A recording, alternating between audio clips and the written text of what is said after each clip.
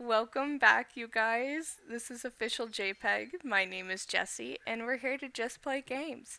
Today we are back in Planet Zoo, and I am super excited, you guys, to introduce my second zoo of my franchise from One Piece CDR. It's called Atlas Wildlife Park. So you can see that I've already played it a little bit. This is a little late recording. I totally blanked on recording the very first one, so this is kind of my after intro. But let's jump right in, and I'm going to show you guys a little bit of how I really get started in planning a layout of a zoo.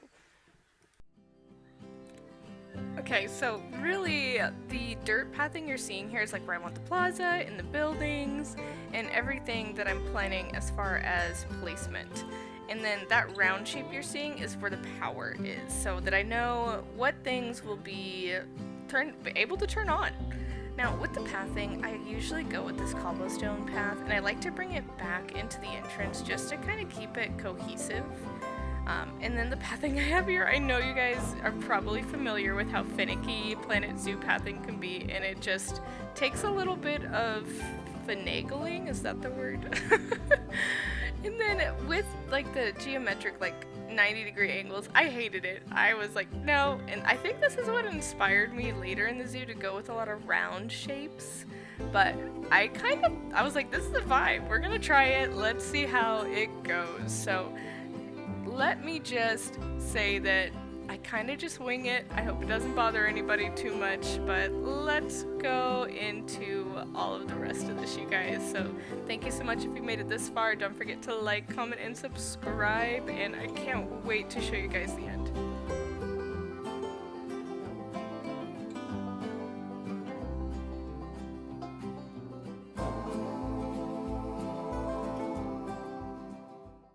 Alright, you guys, so I started planning my first kind of exhibit animal, and I do think that ultimately at the end of the day, it was not the smartest choice I ever made because they weren't popular, but I've kind of fallen in love with them a little bit, and I wasn't familiar with them before I played Planet Zoo, and I don't know how to say it. I'm gonna go Briard's tapir, and we're just gonna call that what it's called. I just think the babies are so cute, you guys. Like, look at the little family that's on the screen, and they're a little bit new for me. They're not, they're not something that I have at the zoo that I have near me, so it's a new one, and I'm kind of loving it. I think the size requirements were really good, though. I will say, like, it was a smaller habitat, less water requirements, lower grade walls were needed, but ultimately it wasn't popular enough to draw in enough visitors, so I will say on my part that was some bad planning. So maybe in the future, if I start another franchise after this one, I probably won't go for this one as my very first animal in the park, because ultimately we have to make money, and this kiddo did not. But join me again with my chaotic, no planning game that I have here, and let's see what we can go with.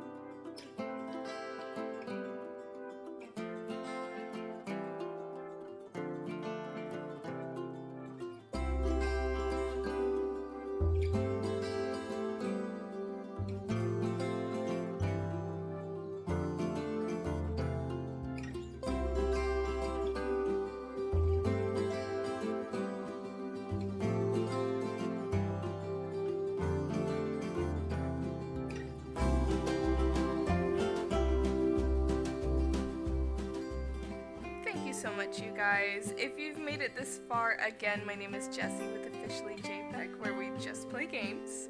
I wanted to kind of talk to you guys a little bit about this exhibit.